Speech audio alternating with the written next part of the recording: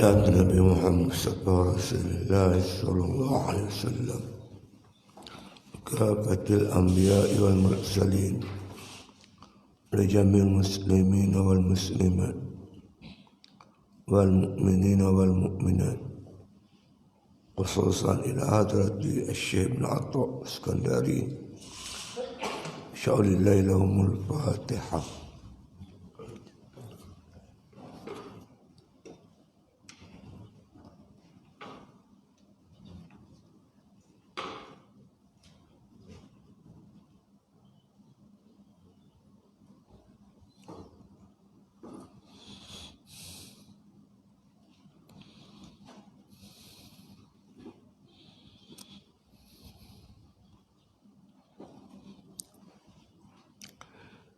Bismillahirrahmanirrahim.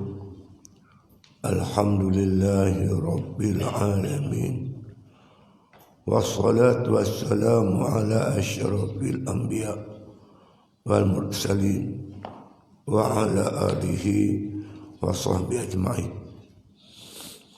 Qala musannif rahimahullah ta'ala fi kitabih. Maka apabila datang duka atasmu dengan sebab, dengan tiada sebab, maka engkau ketahui akan dia, maka wajib atasmu sukun. Dan sukun itu atas 3 perkara, iaitu sukun daripada segala qaul dan mukawin, daripada segala harakah, dan sukun daripada segala iradat. Dan barang siapa ada waktunya sukacita, maka tiada sunyi ia kalanya ketahui demikian sebab. Maka segala sebab sukacita itu 3 perkara, iaitu bertambah dalam taat, atau bertambah daripada dunia dengan kasab atau barang sebagainya, atau beroleh puji daripada manusia. Maka apabila datang atasmu suka daripada salah suatu daripada sebab ini, maka ubudiyah itu menghendaki bahawa engkau lihat asar nikmat dan kurnia daripada Allah Ta'ala atasmu. Dan jangan engkau lihat daripada bahagian suatu daripada dirimu. Ini sambung lagi berkaitan duka dan suka. Jadi sebelum ni Syekh Ibn Atta mengingatkan kita, dalam suka tu dia lebih banyak kita kena takut bimbang. Takut perkara yang menyukakan kita itu sebagai satu perangkap yang boleh pangkap kita. Macam apa nama, mak ikan nasihat anak ikan. Kata dulu kan, anak-anak aku sekian, jumpa begitu begini, jaga-jaga. Takut dalam tu ada kain, ada mata kain. Seronok lah nak tangkap umpan tu, cacing ke, kadang ikan umpan ikan. Kalau ikan tu besar tu, cari kalau lalu ikan apa, ikan tenggiri, umpan dia ikan juga, ikan kembung. Ikan kembung tubuh mata kain, benda ditunda, nampak dia berenang lah, dia lari. Timpa-timpa makan dia tercekik, ada mata kain dalam tu sebagai satu pangkap. Ya.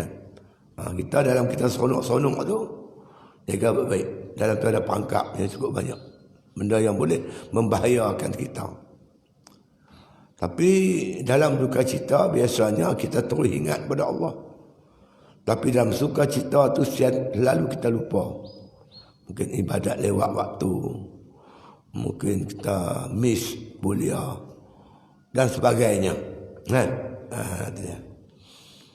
Ni adab-adab kita. Nak suka macam mana, ketika duka macam mana.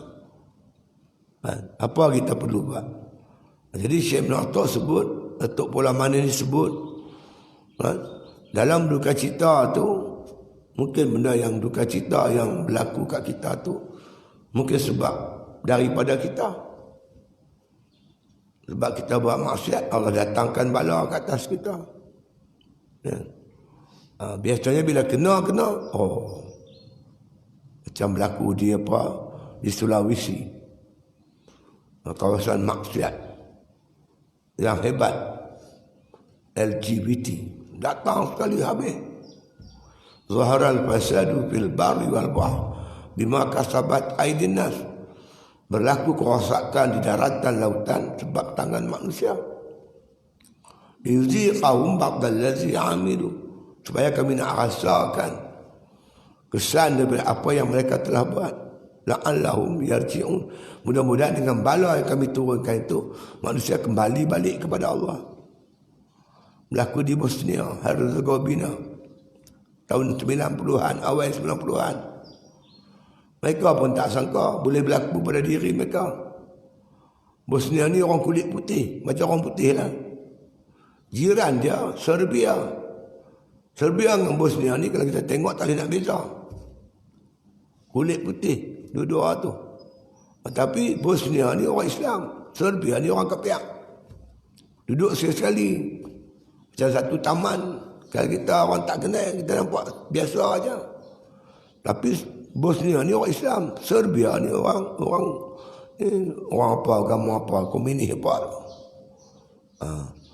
Jadi mengikut kata Imam Masjid Sarajevo sendiri dalam satu seminar yang dianjur oleh gerakan Islam sedunia, dia kata kami ni orang Islam. Tok nenek kami orang Islam. Islam yang datang ke negeri kami ni dibawa oleh kerajaan Islam Turki Osmania. Lamalah kami Islam, beratus tahun dari Islam. Tapi hari ini kami tak mengamalkan Islam. Ramai saudara kami tak semayang, saudara kami tak berpuasa, tak tutup aurat, bergaul bebas, macam kawan kafir lah. Dan kami pula tak cegah darah-darah kami. Kami biarkan mereka nak semayang-mayang, tak mampu sudah. Minum arak, berjudi, kami tak tegah. Hingga akhirnya Allah datangkan bala ke atas kami.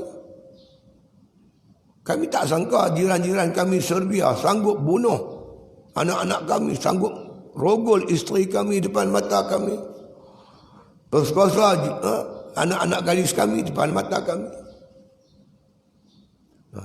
Ketika aman, kami tak pernah laksana kerja-kerja amar ma'ruf nahi munkar. Hari ini Allah datangkan bala ke atas kami yang kami sendiri tak sangka. Kita tahu tahun 90-an apa berlaku di Bosnia.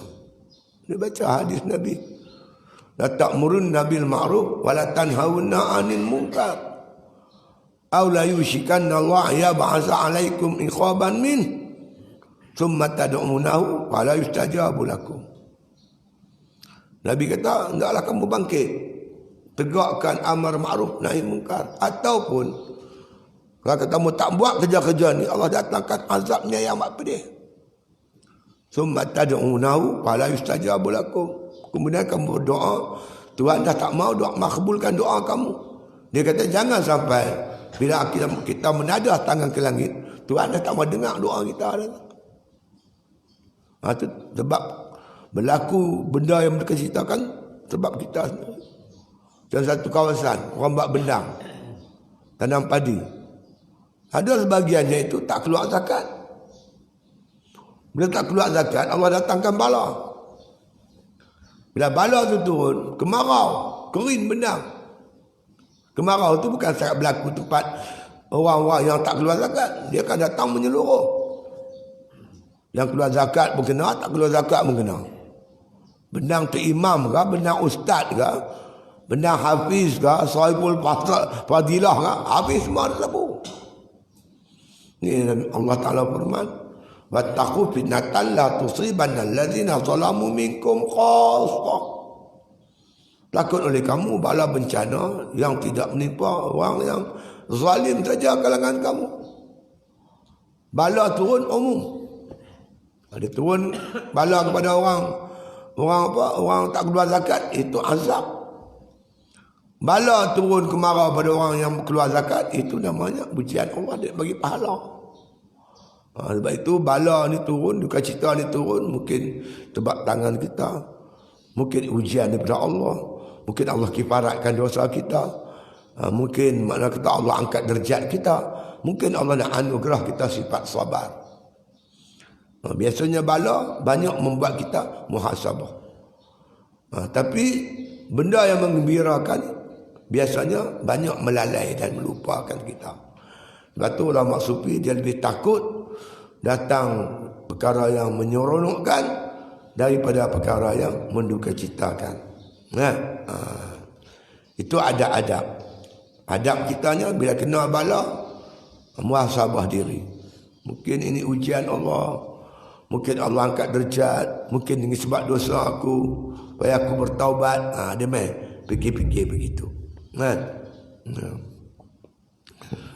Kemudian kita kena ingatlah bahawa benda yang mendukacitakan itu ibarat malam dan siang. Dia bukan kekal di situ, dia akan berubah-ubah. Watilkal ayyamu nudawiluha bainan nas. Hari-hari itu kami putarkan kalangan manusia. Kalah menang, susah senang, untung rugi, sihat sakit, dia bergilir-gilir. Kita baharu berubah. Muda jadi tua, tua akan mati, sihat akan sakit, yang sakit akan sihat. Supaya bila kita sakit, jangan putus asa, cari ubat. Bila kita sihat, jangan lupa daratan sampai tak ingat sakit. Ini benda perkara ni menjadi makna kata ingatan kepada kita, kata musannif. Maka bila datang duka atasmu, ya, dengan sebab tiada sebab, perkara yang mendukacitakan ni kita cari punca sebab tak jumpa, ya, tak jumpa. Banyak orang soleh-soleh, anak orang soleh, dia pendapatan dia halal, anak dia dididik cukup, daripada kecil dia didik elok, semua elok. Pasal apa anak aku jadi macam ni? Pernah berlaku kepada Nabi Allah Nuh, Nabi Allah Lut. Nabi ni anak dia apa Allah? Panggil anak dia, anak aku main naik kapal ni, hari ni tak nak siapa boleh selamatkan kamu melainkan Allah. Anak dia sendiri tak mau naik kapal. Anak Nabi Nuh tak mau naik bahtera Nabi Nuh. Tapi ada setengah orang tu dia bagi alasan juga, pandai dia. Bila anak dia buah, orang tanya awak anak hang buah macam tu. Nabi Nuh pun tak percaya dah. Tambah lagu. Tu jalan mudah, cari lepas. Tapi kita cari punca tak jumpa. Apa sebenarnya punca anak aku jadi macam ni? Kita cari punca tak jumpa, maka kau ketahui akan dia. Maka wajib atasmu sukun. Bila kita tak jumpa punca kenapa anak kita jadi macam tu, kita kena sukun. Kita tak payah duk cari raba sebab apa. Berhenti satu sengap. Ini kena Allah. Tapi kalau kita sendiri tak jalan usaha, itu kena salahkan kita. Dapat balik rezeki haram, pendapatan haram, bagi anak kita makan, lepas tu anak kita jadi buai, jadi tak ketahuan hala. Yang tu kita muhasabah, salah kita. Kan disebut dalam Quran kan, kulu minat tayyibat wa'malu salihah. Makanlah benda yang baik-baik, yang halal-halal, baru anak kita boleh buat amal soleh. Kan? Masuk halal, keluar halal. Masuk perut benda halal, insya-Allah dia boleh buat benda yang elok-elok. Semayang, tutup aurat, baca Quran. Jadi kita bila kita buat sekolah tahfiz, antara makna kata perkara yang paling utama, pastikan benda yang dimasak pendapatan kita, punca dapatan kita, pastikan benda yang halal. Kita dah masalah cari tak jumpa. Bila tak jumpa, sukun, duduk diam. Kita fahamlah kita. Yang tahu hanya Allah. Kita pun tak boleh tahu. Tapi kalau kita punya pasal sebab kita buat balik makanan haram, itu kena salahkan kita lah. Kita kena bertaubat lah. Jangan buat lagi dah. Tapi kalau kita tak jumpa punca, satu perkara tu berlaku kat atas kita. Macam kita buat kereta lah. Kita dah semua elok lah. Elok lah. Jaga jarak. Kita tak ikut punggung kereta tu. Dekat-dekat. Jaga jarak. Kalau jadi belangan, aku dan break. Tiba-tiba tong ada orang main potong depan kita, main break depan kita. Tak payah. Bila kita sendiri cari punca, bu sana bu sini, masuk celah ni, masuk celah ni, lepas tu belaga. Nak buat macam mana? Takdir Tuhan. Yang Tuhan cari pasal. Bila kita ada betul bawa elok tu, tak orang main break depan kita begitu. Mana aku nak tahu? Tu barulah kita kata takdir. Bila kita cari pasal, bawa sampai orang berdesak hati, sana kiri tak kanan. Nak potong pun tak bagi signal, nak masuk pun tak bagi signal. Itu dah salah orang. Tak boleh lah. Ni dah, cari punca tak jumpa. Bila tak jumpa, maka nak buat macam mana? Maka wajib atasmu sukun. Sukun ni duduk diam. Jangan kata apa-apa. Dan sukun itu atas 3 perkara. Nak sukun tu, nak diam tu ada 3 benda. Dah tak jumpa punca, diam dah. Tak payah tanya-tanya. Iaitu sukun daripada segala khaul. Khaul ni perkataan, diam. Tak cakap apa-apa. Allah yang tahu hikmat di sebalik duka cita kita. Niaga atau rugi. Aku baik elok dah. Langgan pelayan elok dah. Semua elok. Aku langgan layan pelanggan semua elok. Siapa orang tak masuk kedai aku? Siapa lah jadi macam ni? Diam sudah. Tak tahu hikmat dia. Tak tahu. Ada berlaku di apa? Di tempat simen kan. Kilang simen tu. Dekat Padang Rengas. Dulu Perak Hanjung. Lah ni YTL. Kilang simen. Ada satu orang tu, dia buka kedai makan. Jadi pekerja-pekerja tu duduk makan kedai dia. Makan cara hutang. Ada buku kecil. Masuk makan dia tulis. Berapa ni? RM2. Tulis RM2. Esok makan berapa? RM3.50. Tulis RM3.50. 2 minggu sekali dapat gaji. Kira lah total berapa. Lepas dapat gaji, mai bayar. Tu dia pakai, dia panggil hutang macam tu. Jadi orang macam mana pun kerja tu memang makan kedai dia sebab dia hutang. Lepas tu dia perasan, buat orang tak memang makan kedai aku ni. Apa pun tak masuk. Sehari tak bagi 2 hari. Sampai dia berminggu orang tak masuk kedai dia. Apa jadi dengan kedai aku ni? Apa hal? Satu hari driver lori. Driver lori ni dia bawa apa ni? Ayam apa ni kan minuman botol kan. Minuman botol FN, Coca-Cola, bawa tu. Lori tu mai berhenti depan kedai dia. Tapi tak mati enjin. Deng tak mati. Dia buat kawan dia tak turun orang dia ni. Tetap dia go start di balik. Apa pasal lah. Satu hari dia jumpa kawan tu di Taiping. Pekan mati kedai aku lah. Kenapa tak turun orang? Aku tengok kedai hang tutup. Hang buka kedai? Buka. Tahu aku nampak tutup, tak ada orang. Rupanya orang sihir kedai dia. Orang sihir kedai dia. Sampai makna kata, Orang duk main tengok duk kata kedai dia tutup. Padahal kedai dia buka. Kadang jadi macam tu. Ada seorang kawan saya, dia berniaga nasi lemak. 20 tahun berniaga nasi lemak. Nasi lemak bukan dia pakai periuk biasa ni, periuk automatik tu je kita pakai tu. Tekan tu. Cukup masak dia tendang, masaklah nasi tu. Lihat. Kita cuma tukar air dia berapa banyak tu ya. Dia bukan baru berniaga nasi lemak, lama dah. Lepas tu dia masak nasi lemak, mantap. Masak mantap. Yang pelik tu, bila masak untuk makan sendiri, tak mantap pula. Masak nak jual, mantap. Masak buat kenduri, tak mantap. Pagi orang ramai makan kenduri, dia buat kenduri nanti lemak, tak mantap pula. Hantu ni, dia tahu nak jual kan, dapat kenduri. Haram jadah punya setan. Sampai lah. Itu salah kita kau. Kita pun tak tahu punca apa jadi kat aku macam ni. Dia tak tahu, diam dah. Dia cakap banyak-banyak. Serah pada Allah Ta'ala. Allah yang maha mengetahui. Apa hikmah. Benda tu berlaku kat atas kita kan. Dia suruh diam.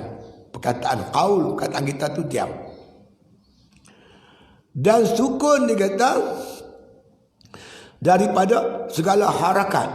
Harakat ni bergerak. Pergerakan kita ni diam dah lah. Tak usah tunjuk muka sedih lain macam kan. Sedih, monyot dia. Lebih orang bagi salam pun tak mahu nak jawab. Duduk diam. Susah hati yang amat sangat. Biasa aja. Dan sukun daripada iradat. Iradat ni kehendak. Kita nak buat macam ni, nak balas dendam. Nak marah ke orang. Salah orang ni, salah orang ni. Dia punya pasal. Dia buat lagu ni. Tak payah salah-salah apa-apa siapa lah. Duduk diam sudah. Sukun dalam bentuk perkataan, diam. Sukun dalam bentuk harakat, bergerak. Sukun dalam bentuk iradat. Tak payahlah iradat. Kita serah pada Tuhan sudah lah. Sebab kita tak tahu apa hikmat, apa benda yang berlaku tu. Serah pada Allah Ta'ala. Allah maha mengetahui. Kita duduk macam biasa. Buat macam biasa. Kan? Dia cakap boleh lah. Kalau lembu hilang 3-4 ekor boleh duduk diam. Ekor berapa? 3,000. Kalau 40 ekor tak 120,000. Boleh duduk diam. Macam mana takdir Tuhan. Hati tak mau jadi macam tu. Hati tak mau jadi macam tu. Kalau aku orang awam, hati duka cita pun tak apalah. Tapi di atas keruntuhan tu kita bangkit balik. Jangan putus asa. Tapi benda ni payahlah. Macam ada satu muslimat tu mai jumpa saya. Dia mai rumah. Dia cerita hai dia. Suami dia lepas kahwin sebulan lepas tu, suami dia tak mau balik rumah. Sebab tu tak peduli kat dia. Dia syaki suami dia ni disihir. Itu dia minta nasihat.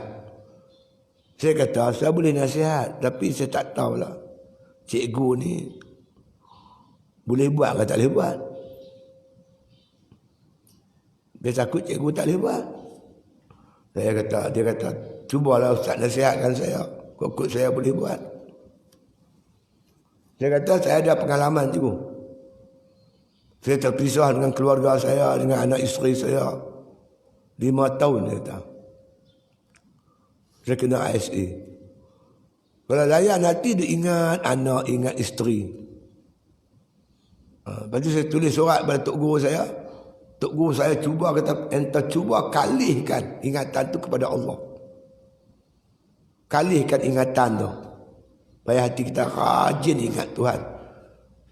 Timbulkan perasaan kasih kepada Tuhan. Dia pesan saya gitu. Dia cuba buatlah. Kita buat ibadat. Kita mengaji. Sibukkan diri kita dengan kerja-kerja ibadat. Bila kita sibuk dengan Allah Ta'ala, insya-Allah dengan makhluk ni kita kurang sikit. Alhamdulillah cikgu dah saya buat tu nampak. Alhamdulillah.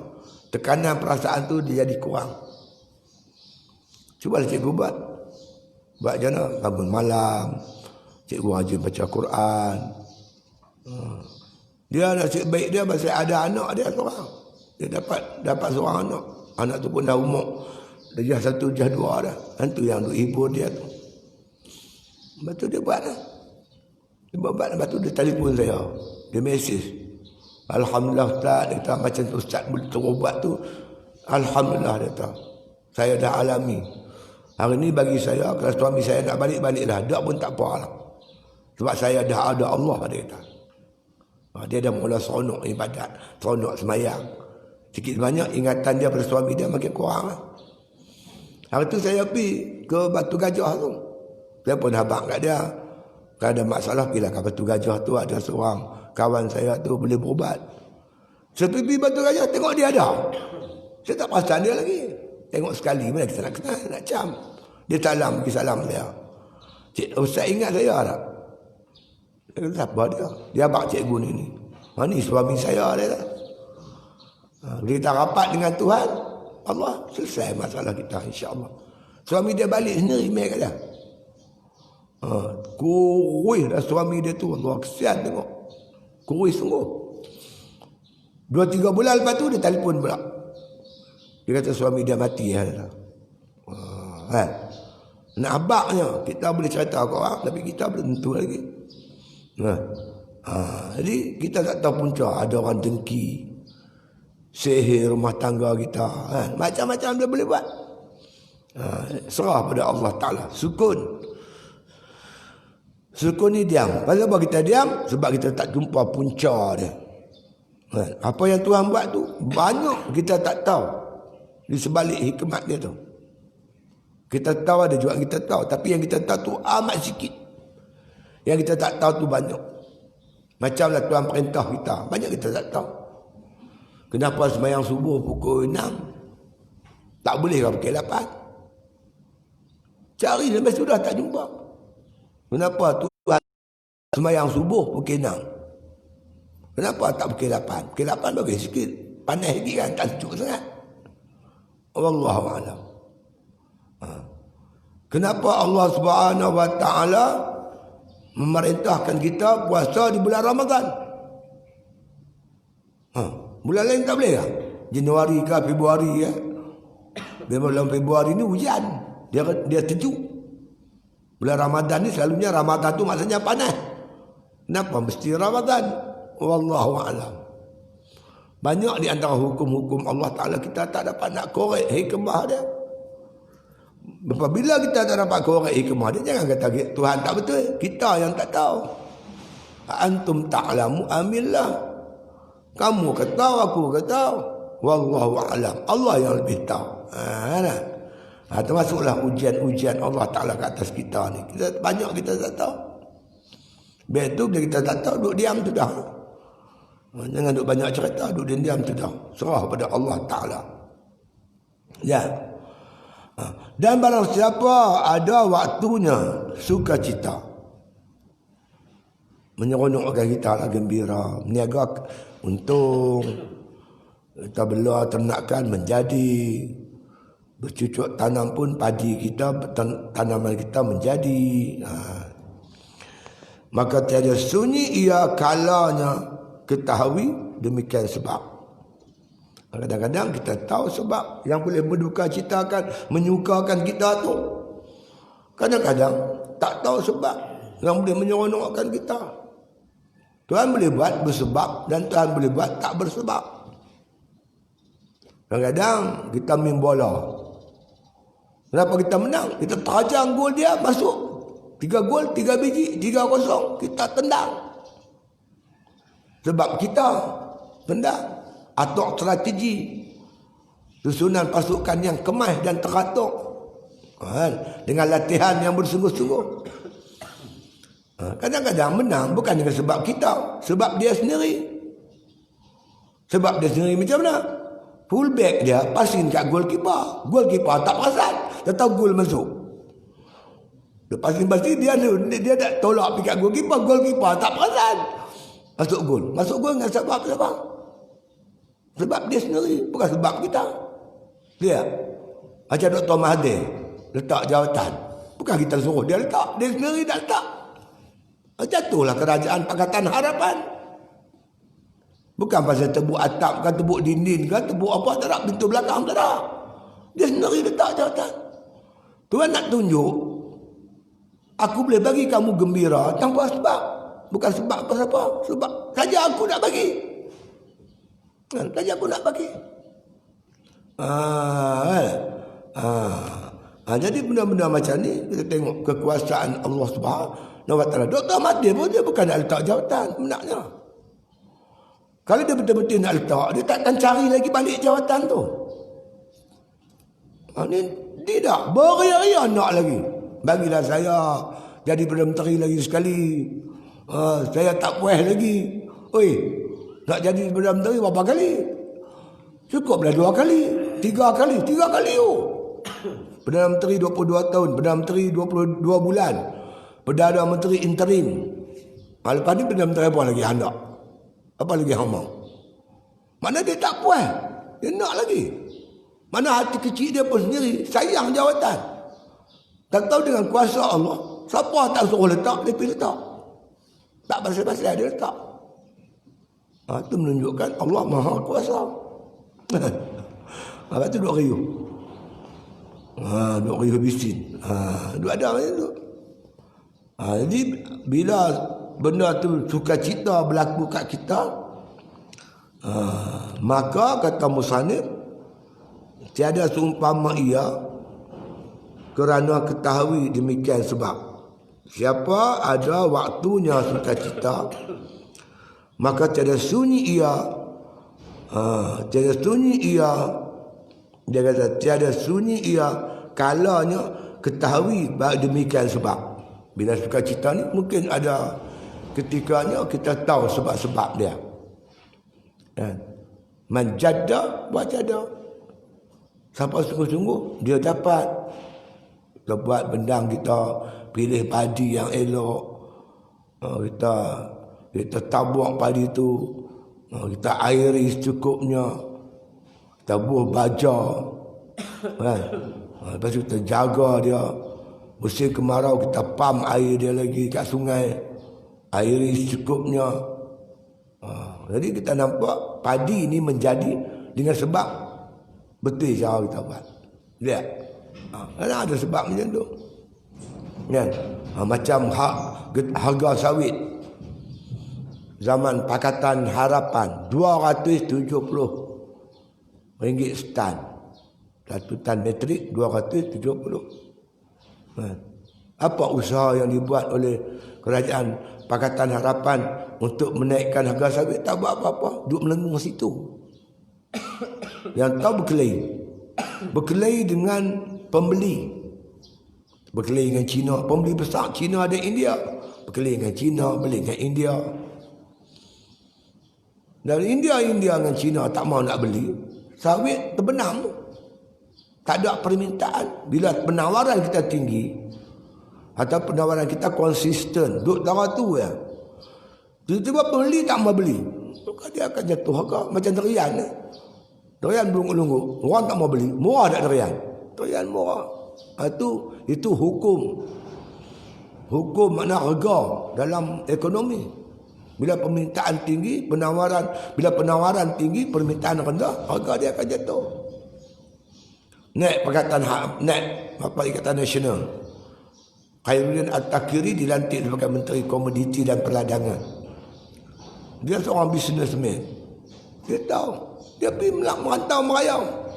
Mula-mula pergi ke India. Bincang elok dengan kerajaan India.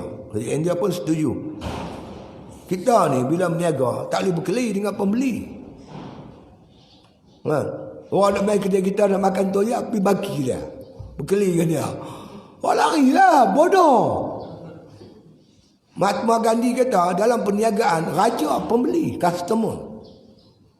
Customer tu pun raja. Dia kena layan dia elok-elok. Orang ni berkelahi dengan Cina, berkelahi dengan India. Lama mai takiri dia hantar. Dia sendiri pergi, dia hantar wakil pergi. Di malam menteri pergi. Semua pergi. Pergi pujuk India balik, sembang, elok balik. India pun sanggup beli balik. Pergi pula ke Pergi pula ke India, bincang balik. Pergi jumpa kerajaan Pakistan. Bukan setakat dia hidupkan balik pembeli-pembeli lama, dia buka pasaran baru. Pergi Turki, malam tadi keluar Astro Awani. Kan? Mana berdialog dengan dia 1 jam lebih kurang. Dia pergi Turki. Turki sebelum ni beli 700,000 tan metrik. Dia tambah pembelian dia jadi 1 juta tan metrik. Lepas tu Tok Gua Jadi pula dilantik sebagai menteri, sebagai duta khas ke Timur Tengah. Dengan makna kata hubungan Tok Gua Jadi tu dengan Timur Tengah, gerakan Islam sana dengan kerajaan-kerajaan sana berjaya melebarkan lagi pada pembeli-pembeli seperti Emirat Arab Bersatu, Kuwait, Oman, Arab Saudi. Di permintaan tinggi. Harga sawit naik RM500 lebih. 2 kali ganda. Di zaman pemerintahan Pakatan Harapan. Di teori yang kata orang kafir yang jujur tu lebih baik pada orang Islam. Bodoh punya teori. Kita berjaya menunjukkan kita punya menteri lebih perform daripada menteri mereka. Nak toreh getah pucuk hujan. Bodoh. Menteri Kewangan kita banding dengan Lingguain. Langit dengan bumi. Audit buat keluar laporan baru ni. Mereka telah meletakkan tabung haji dalam bahaya. Kedudukan yang paling bahaya. Aset jual habis. Amai ganti Menteri Agama kita. Tengok macam mana. Menteri Kewangan kita yang baru. Jauh lebih baik pada mereka. Sebab tu mereka bila keadaan macam ni, mereka cukup bimbang. Kerana rakyat dah buka mata. Sebab tu pilihan raya Selim menang bergaya, menang sungguh. Terus sana makna Felda ni, peserta Felda, banyakkannya semua sawit. Lihat apa yang kita boleh buat. Kan? Teori itu dengan sendiri terbenam. Kafir yang jujur lebih baik daripada orang Islam yang tak jujur. Terbenam habis. Kita jawab dengan gerak kerja kita. Nah, itu dia. Jadi bila berlaku benda yang menyukacitakan kita, ya,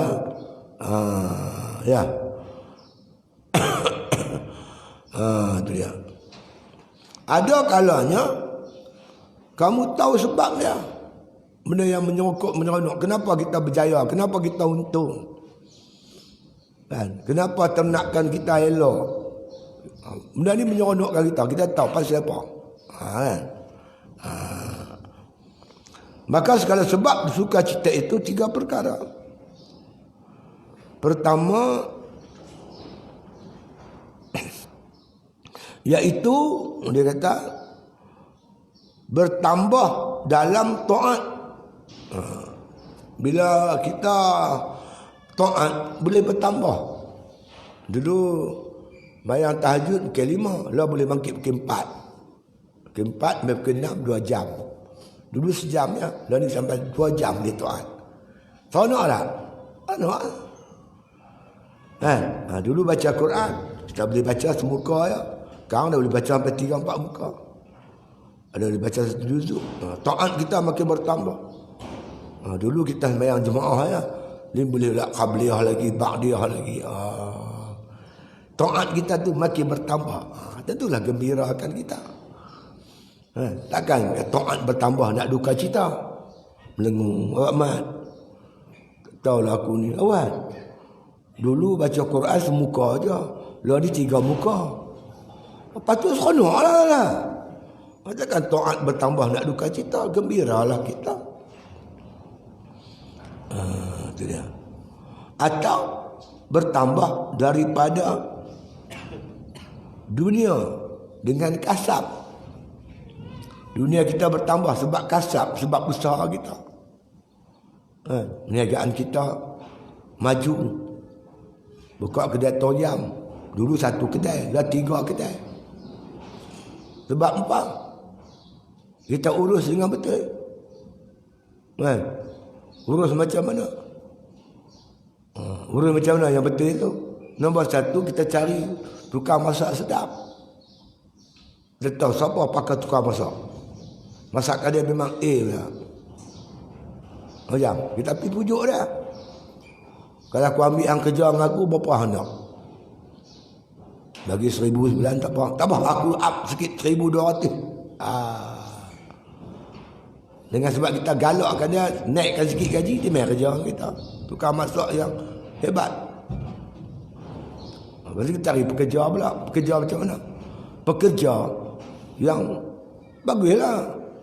Simen tu selalu lap, mop, bersih, menjang, meja, spray ayak, sapu semua. Orang main makan pun seronok. Ini lalat berserangau. Penuh lalat, siapa nak masuk ke dia hang? Dan kita pilih pula pekerja yang layanan istimewa. Bila cik, duk cik dah minum apa cik? Dah lah. Lepas tu dia main tu tengok orang. Dia letak ayak dulu. Antara makanan nak masak, letak ayak dulu, bagi minum dulu. Dia masa nak kering engkum, ayak tak sampai lagi. Layan macam mana layan? Sila duduk. Saya kenal lah. Masa tu saya baru kahwin dengan ibu Nadia. Dia umur 17. Saya 57. Pipi, pakcik dah bagi apa pakcik? Dia sebut pakcik jatuh terus. Terus tak jadi makan. Kita baru kahwin. Dia bukan payah. Assalamualaikum cik. Cik dah kapan cik? Bila cik tu dia lain sikit. Bila sebut pakcik terus jatuh. Lera terus tak lalu tawa. Biar terus. Sikit je punca dia. Tukar pakcik dengan encik. Dia layan elok. Tukar masuk sedap. Harga berpatutan. Mana-mana kedai pun bila harga berpatutan memang laku lah. Mana maju kedai kita tu dengan sebab layak, dengan sebab kasar usaha kita. Atau barang sebagainya. Ataupun kerana beroleh puji daripada manusia. Orang puji kita, seronok tak? Kalau orang keji, maki kita, duka cita lah kan.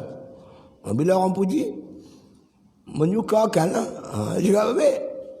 Dan puji tu ada racun. Dia puji-puji kita terlupa. Kita terlupa. Lupa daratan. Itu payah tu. Habis nak buat macam mana? Bila kita berhadapan dengan ni, taat kita bertambah, usaha kita dengan sebab kasar, kan? Kejayaan kita dengan sebab usaha kita. Lepas tu pula orang puji kita. Maka apabila datang atasmu suka daripada salah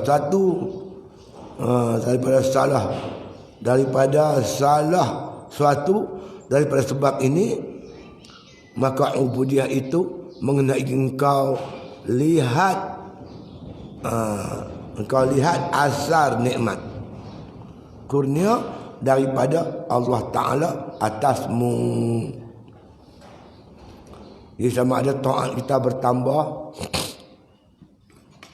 ataupun rezeki kita, perniagaan kita tu menguntungkan, ataupun orang puji kita, kita gembira, ketika itu disarankan sungguh-sungguh, maka sukacita kita yang berlaku dengan 3 perkara tu, maka ubudiyah itu yang katakan sukacita yang boleh menjadikan kita ubudiyah, sukacita yang elok, yang betul, yang dapat pahala, seronok kerana taat, seronok kerana perniagaan kita maju, seronok kerana orang puji kita.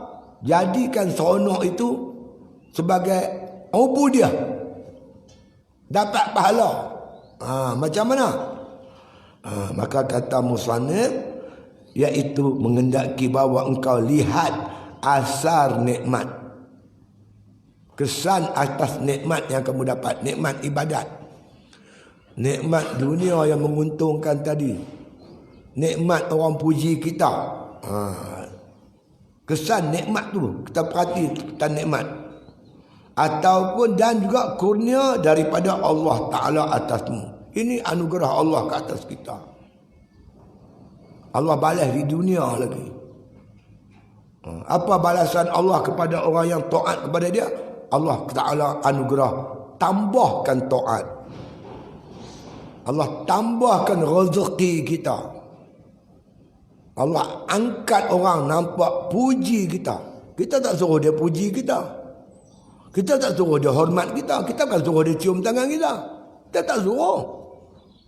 Dia dengan sendirinya hormat kat kita, cium tangan kita, puji kita. Bukan kita suruh dia puji, dia sendiri. Ada orang suruh puji, dia bagi seorang RM50, apa puji aku dalam Facebook. Tak ada, kita pun tak kenal orang-orang tu. Kan? Allah tu semua ni kehendak Allah. Jadi kita pandang semua ni kehendak Allah. Anugerah daripada Allah. Qul bifadlillah wa birahmatihi. Kata oleh Muhammad, ini semua anugerah Allah dan rahmat kasih sayang Allah. Pasang, kita pandang kesan tu. Pandang pada Allah Ta'ala yang menganugerahkan perkara-perkara tadi.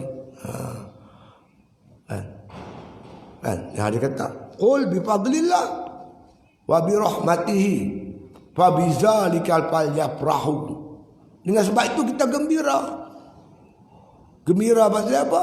Gembira pandang anugerah Allah dan rahmat Allah ke atas kita. Wa huwa khairun mimma yajma'un. Itu lebih baik daripada apa yang kamu himpunkan. Gembira kerana pandang Allah. Allah pilih kita.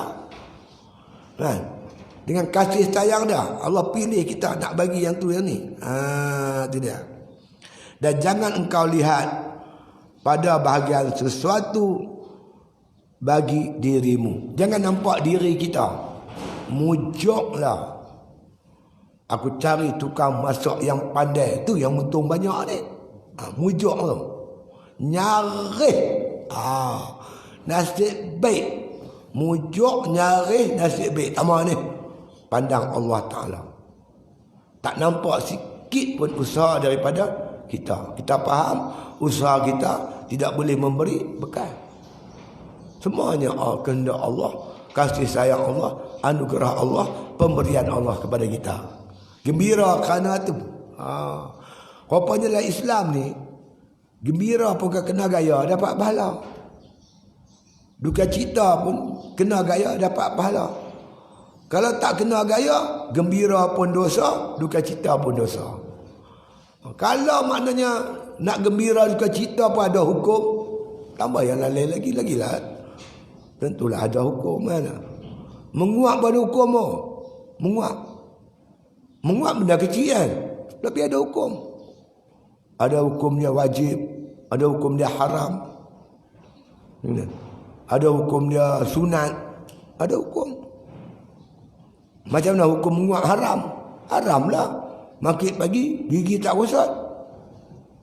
Bau alik luak basi, busuk. Pergi menguap muka kawan. Busuk. Haram. Dosa. Pergi kacau orang. Mengganggu ketenteraman awam. Wajib. Menguap dapat pahala. Tak menguap berdosa. Apa dia? Kita kena penyakit. Penyakit kita ni, kalau nak menguap, kita tahan dia. Dia akan jadi terkancing gigi. Bila nak menguap, tahan. Kau ditangkap mana? Kena pergi hospital pula. Ketika itu wajiblah kita menguap. Untuk mengelak tangkap ni. Kancing gigi tu rahang. Kadang-kadang menguap tu hukumnya sunat. Sunat menguap lagu mana? Bila kita menguap, tangan kita ni, tangan kiri ni letak belakang tangan, baca a'udzubillahi minasyaitonirrajim. Minta Allah lindung kita dalam menguap tu daripada diambil bahagian oleh syaitan. Dapat pahala. Sunat. Harus menguap. Siapa tahu harus menguap badan? Harus menguap ni, boleh menguap berdiri pun tak apa, duduk pun tak apa, berlari pun tak apa. Ada orang kata barang siapa menguap sambil berlari, haram hukum dia. Tak lah. Buat bila duduk ke, berdiri ke, berjalan ke, apa ke. Hukumnya harus. Jadi dalam Islam ni semua ada hukum. Termasuk hukum gembira dan duka cita. Dalam gembira ada hukum, dalam duka cita pun ada hukum dia. Ada adab-adab dia yang disusun oleh ulama-ulama sufi kita, insya-Allah. Itu saja, wallahu alam. Al-Fatihah.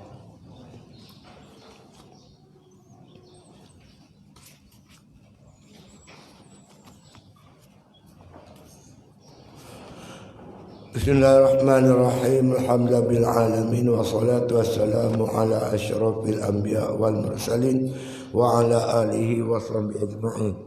Allahumma rzuqna hubbak wa hubba man ahabbak wa hubba ma yuqarribuna ila hubbik waj'al hubbaka ahabba ilaina minal ma'il barid. Sallallahu ala khairi khalqi Muhammadin wa ala alihi wa sahbihi sallam walhamdulillahil alamin. Takbir. Allah.